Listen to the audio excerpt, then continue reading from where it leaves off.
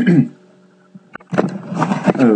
welcome to the tutorial to learn how to make a basic explosion. Go ahead and leave your cube on the screen and hit Shift A. We're going to add another UV sphere, so go into Mesh, then down to UV sphere. Then we're going to hit G to grab the UV sphere and move it outside of the mesh cube. Just place it in there on the screen like that. Then we're going to right click the cube so that we can select it and enlarge this menu.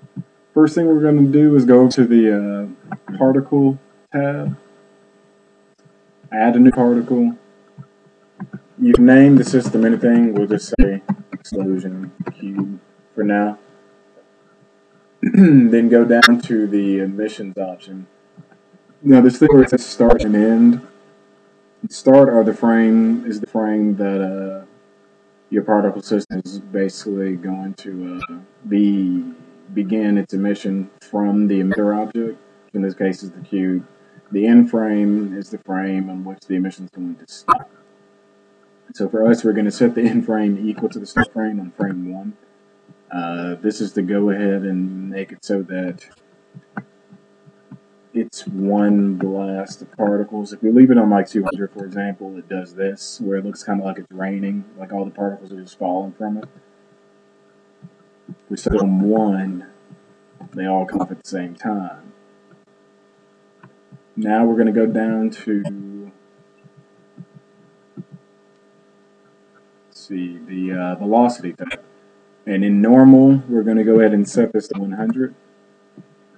And if you go over here and animate that, hit Alt and A, you can see they kind of blast out like all the sides of the cube would. However, the object is still kind of sitting there. So let's go to the Modifiers tab, Add Modifier, go to the Simulate line of options, and hit Explode, this little dynamite with the wick on fire. And once you've done that, you can actually go over here and hit Animate, which is Alt and A again. You see the entire cube blows apart and flies off into the distance. Now back on the Particles tab, you can actually change things like the emitter object to, like, say, set the X to like 200.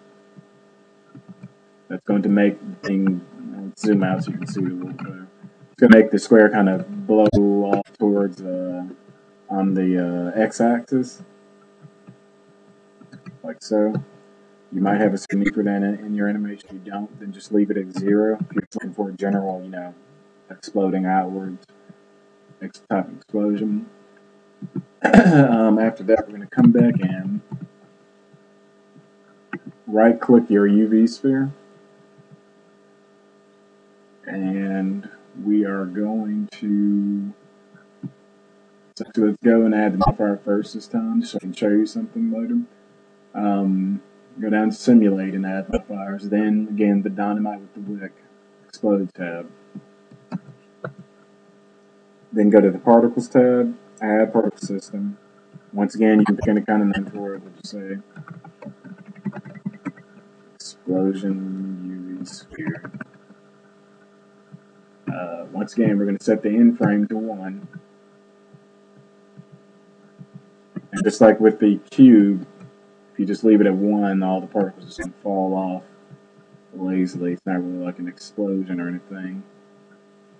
Then we're going to come to the emitter geometry of 100 and do that. And notice how it explodes like that. But you're probably wondering why it's just the particles bouncing off of it. We actually added the explode first. So we're going to go, just so you can correct things in the future, Modifiers tab. Whenever you have a modifier that you might want to move up first, you can just come here and, like, we can click Particle System, click up, and Blender moves it up. Or we can just simply move the explode modifier down, and it has the exact same effect. Now this time when it blows up, you can see the entire sphere is combust with the particles. Which is probably what most people are going for, and that disappears, of course. Now back to the Particles tab.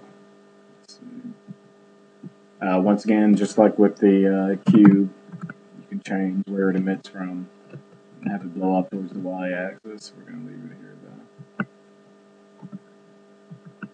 Now, I highly recommend that you play around with some of the other options. This is only meant to be a very basic explosion tutorial. Just go ahead and get you started. You can come down here and add things like, trail count. So that when it does that, it looks almost like fireworks. Or if you play that really old solitaire game on Windows, when the cards are bouncing around the screen when you beat it, and they kind of leave that trail behind them. Kind of looks like that. Yeah, basically a lot of cool options like that. Obviously, the type of explosion is going to vary depending on what kind of effect you're going for. Planet blowing up, you may not want that to look exactly the same as your building exploding or something like fireworks or anything like that. You can also change the amount of particles emitted. We'll do 10,000 here.